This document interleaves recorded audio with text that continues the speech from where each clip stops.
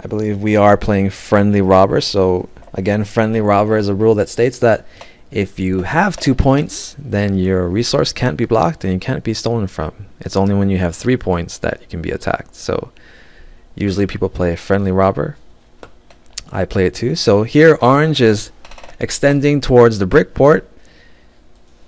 Gonna double up on this 8, which is really good for orange. Meanwhile, Joe has gotten a road, is looking to point towards the 9, 4, 11 here in the middle, and Joe might possibly go for the sheep port in the northeast. If he can get this intersection in the middle, he'll have a 9 sheep and a 10 sheep, and might use that sheep port to get the wheat that he needs for this game. And Joe has gotten a city off the bat, a couple 6 rows, and I'm not sure how he got the wheat that he needed. I'm guessing that 11 has rolled a couple times. And yes, Joe has said that is fast. So when 11 hits, Joe will be getting some wheat, long shot 11, and has an advantage on the 6 rock here in the middle. Play goes back to orange, who has rolled a 9. So Joe picks up a wood, and Joe has gotten 3 points. So whenever someone rolls a 7 or plays a soldier, Joe will be the target of the attack until either orange or red gains a point. Got some trading going on. So settlers starts off really slow. People are still expanding to new resources, and there's not that much production coming in because there's only 2 settlements. But as the game picks up, new resources are being mined for stuff, and play picks up to a brisk pace and usually to a dramatic finish. So stay tuned, and let's see if Joe, who has just rolled a 6, can pull out this victory.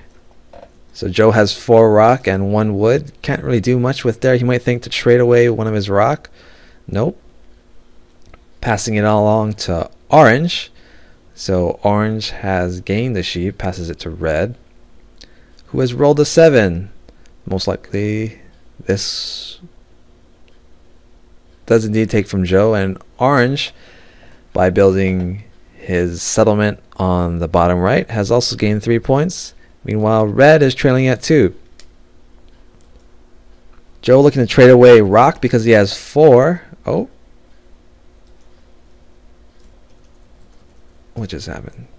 I believe he traded rock for wheat, and oh, he has the rock port. So he traded away, got development card, and got an egg.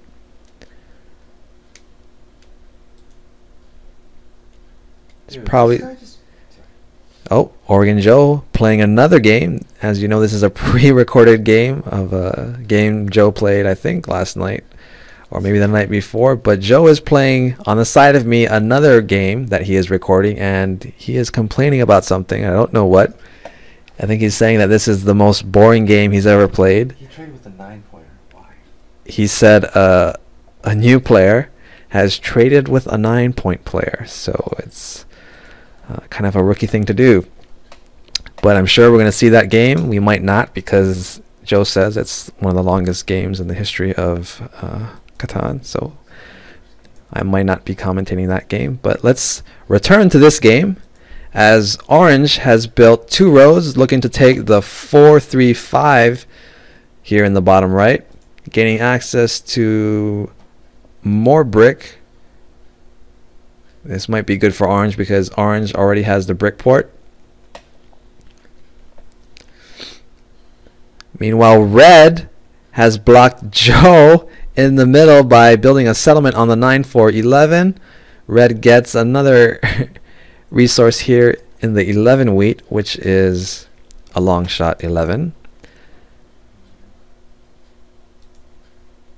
and has bettered his chances at gaining longest road by getting a double on the 4.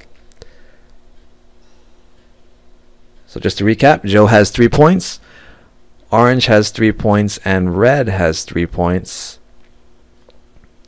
Orange has just built a city, so this 6 is going to be huge for either orange or Joe. Orange jumps out to a 4-point lead, is looking to build a settlement here again on the 4-3-5, gaining a double on the sheep and access to wood, which orange does not have.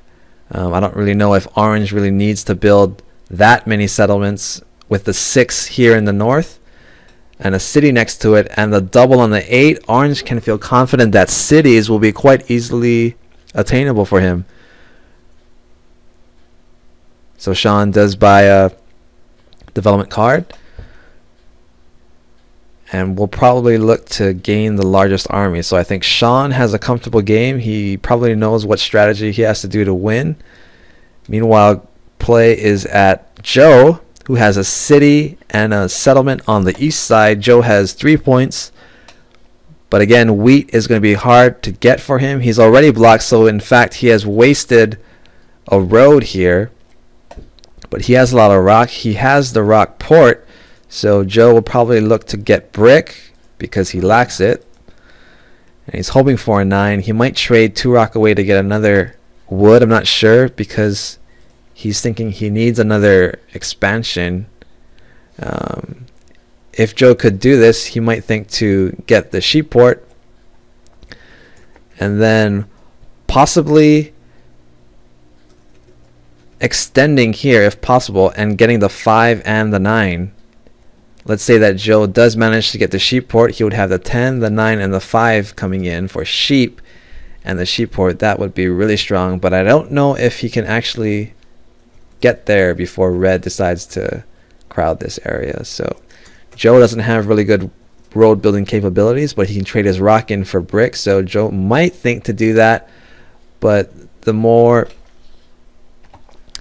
conservative play from him would probably be just to shoot for the sheep port first. Kind of curious to see what Joe's going to do. Joe is without cards. He has concluded his game next to me. A little frustrated at that game, playing with some people who play questionable tactics, I guess you could say. So here we are. Red has extended towards the wood port in the northwest, is looking to double up on the 8, gaining access to the wood port, which is good for him because he has the 10 wood and the 6 wood. As play goes to orange, who has 5 points and 1 soldier. I think orange is going to be the player to beat in this game. It has a 2-point lead. Joe already has 1 soldier and he's got a knight